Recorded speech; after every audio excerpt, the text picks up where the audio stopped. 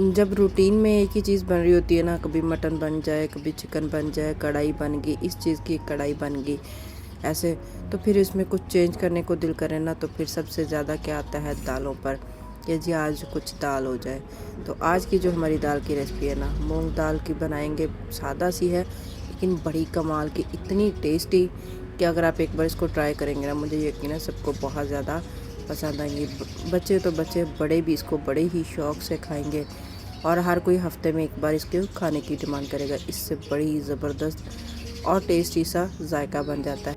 इस दाल को बनाने के लिए ना तो आपको बहुत ज़्यादा मसाले चाहिए जो कि घर में अवेलेबल होते हैं ना किचन में, सादा से आम रूटीन में इस्तेमाल होने वाले उसी से बनेंगे, लेकिन टेस्ट लाजवाब होगा, जायकेदार होगा।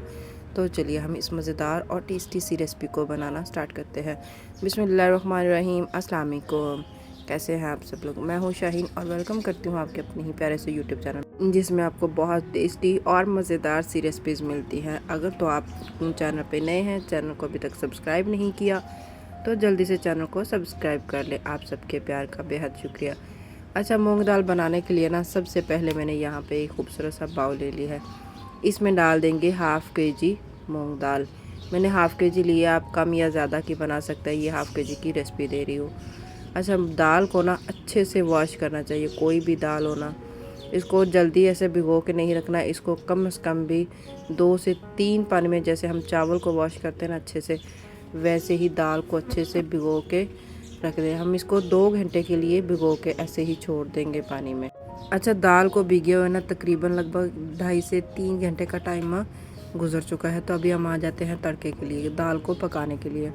इसको पकाने के लिए सबसे पहले मैंने यहाँ पे एक कढ़ाई ले लिया है। इसमें डाल देंगे 1 कप ऑयल भर के।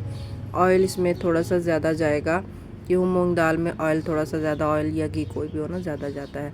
तो इसमें डाल देंगे 2 बड़े साइज़ के प्याज जो कि बारीक कट किए हुए हैं। मैंने बारीक सा चॉप कर लिया, रफली कट कर ले, क्योंकि हमें प्याज़ों को ब्राउन भी करना है। तो यहाँ पे प्याज हमारे जो है ब्राउन हो चुके हैं। इतने से प्याज ब्राउन हो गए ना, तो कोई भी आप हांडी में, पहले भी बताती हूँ कि आप कोई भी सादा सी भी ले ले, आलू ले ले, तो आप प्याज ब्राउन करके पकाएंगे ना तो बड़ा ही टेस्टी बनेगा। तो इसमें डाल देंगे 2 टेबलस्पून अदरक लहसुन का पेस्ट और साथ में 2 अदद टमाटर चॉप किए हुए। इसको डाल के अच्छे से पका लेंगे। अच्छा, जब इसमें टमाटर डाल देना तो इसमें थोड़ा सा पानी डाल के तो इसको कवर करके छोड़ दें। इसको कवर करके छोड़ के पकाएंगे, कवर करके पकाएंगे ना तो टमाटर जो है ना जल्दी ही इसमें पक जाएंगे। ये ज़्यादा चीज़ें होती हैं, इन चीज़ों का ख्याल रखना होता है कि हम हांडी को तड़का कैसे लगा रहे हैं। अगर तो आप अच्छे से हांडी को तड़का लगा रहे हैं ना, तो सालन बड़ा ही कमाल का कोई भी बना लेना तो बड़ा ही टेस्टी, उसमें जायका इतना आ जाता है कि बड़ा ही लाजवाब सा लगता है। अच्छा, ये हमारा तड़का अच्छे से तैयार हो चुका है। तो इसमें डाल देंगे स्पाइसेस में मैंने ले लिया है 2 टेबलस्पून मैंने लाल मिर्ची पाउडर लिया है, हाफ़ टी स्पून हल्दी पाउडर, 1 टेबलस्पून नमक, और कुछ मैंने इसमें ले लिया है मोटी वाली लाल मिर्च, और 1 टेबलस्पून इसमें डाल देंगे ज़ीरा। इसके अलावा हम इसमें चीज़ें कोई भी और ऐड नहीं करेंगे।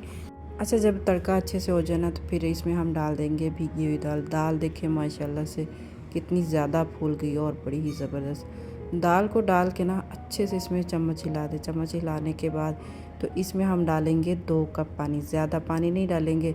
अगर तो हम ज़्यादा पानी डाल देंगे ना तो ये नरम हो जाएगी, तो हमें दाल जो है वो नरम नहीं चाहिए। दाल को इसमें अच्छे से मिक्स करेंगे और मिक्स करने के बाद इसमें डाल देंगे 2 कप पानी। अब 2 कप पानी हम क्यों डाल रहे हैं, क्योंकि इसमें हमने भिगो के रखा हुआ था दाल को, 2 से 3 घंटे लग गए हैं, अच्छे से ये फूली हुई है। तो इसलिए सिर्फ आप 2 कप पानी डालेंगे ना, 2 कप पानी में बड़ी अच्छे से रेडी हो जाएगी और इसकी तरी जो है ना घी की ऊपर आ जाएगी। तो अच्छा, हमने पानी डाल दिया। अब इसको हम कवर करके ना छोड़ देंगे 20 से 25 मिनट के लिए, ये खुद ही पक जाएगी। अच्छा, तो सालन को ना पकते हुए तकरीबन 20 से 25 मिनट का टाइम हो चुका है। मैंने ये हल्की आंच पे रखा था। कुछ ऐसा बनाना हो ना तो अगर आप आंच हल्की रखेंगे ना तो खाना बड़ा ही टेस्टी और मज़े का पकेगा। अगर तो आप मेरे तरीके से पकाएंगे ना तो इंशाअल्लाह ताला बहुत ही ज़बरदस्त और बड़ी ही मज़े की ये दाल पक के रेडी हो जाएगी। तो हम इसमें डाल देंगे थोड़ा सा हरा धनिया और साथ में डालेंगे हरी मिर्च। अच्छा, मैंने हरा धनिया ना थोड़ा सा, इसकी जो डंडियाँ होती है ना पीछे वाली हरा धनिया की लंबी डंडियाँ, वो उसको मैंने काट के ना पहले ही डाल दी थी। इससे इसका टेस्ट जो है ना टेस्ट में आ जाएगी, बड़ी ही मज़े की और टेस्टी लगेगी। तो थोड़ा सा इसमें बारीक कटा हुआ अदरक डाल देंगे। इसको सारी चीज़ों को अच्छे से मिक्स करके तो 5 मिनट के लिए हम दम पे छोड़ देंगे। दम पे क्यों छोड़ेंगे? ताकि इसका जो घी वगैरह ना ऊपर आ जाए। अगर तो आपका ऑयल इसमें ऊपर नहीं आती, तरी ऊपर नहीं आती, तो फिर आप पानी का हल्का सा छींटा लगा दें तो तरी बहुत ही अच्छे से और बड़ी ही कमाल की ऊपर आ जाएगी। तो हम इसको अच्छे से मिक्स करेंगे और मिक्स करने के बाद इसका कवर लगा के छोड़ देंगे। तो आप भी मेरी इस रेसिपी को ट्राई ज़रूर कीजिएगा। मुझे यकीन है सबको बहुत ज़्यादा पसंद आएगी। तो अपना फीडबैक देना ना भूलिए। अपना एक छोटा सा प्यारा सा कमेंट ज़रूर कीजिएगा कि आपको ये हमारी रेसिपी कैसी लगी। तो यहाँ पे हम इसको 5 से 7 मिनट के लिए कवर करके छोड़ देंगे। अच्छा जी, तो हमारी बड़ी ही लाजवाब, टेस्टी और करारी सी हमारी मूंग दाल की ये रेसिपी रेडी हो चुकी है। देखिए हम इसको कर रहे हैं सर्व और देखने में कितनी ज़बरदस्त लग रही है। अगर तो मेरे कहने पे आप इसको एक बार ट्राई करेंगे ना तो सभी को बहुत ज़्यादा पसंद आएगी। अक्सर देखा जाए ना तो हर घर में तकरीबन दाल बनती है, मूंग मसूर दोनों दालों को मिक्स करके बनाया जाता है, लेकिन अलग अलग ये दाल बहुत कम लोग बनाते हैं। तो हर चीज़ का अपना ही एक टेस्ट होता है, जायका होता है, जो कि बड़ा ही कमाल का होता है। अपने फ्लेवर में बड़ी ही मज़े की और टेस्टी सी लगती है।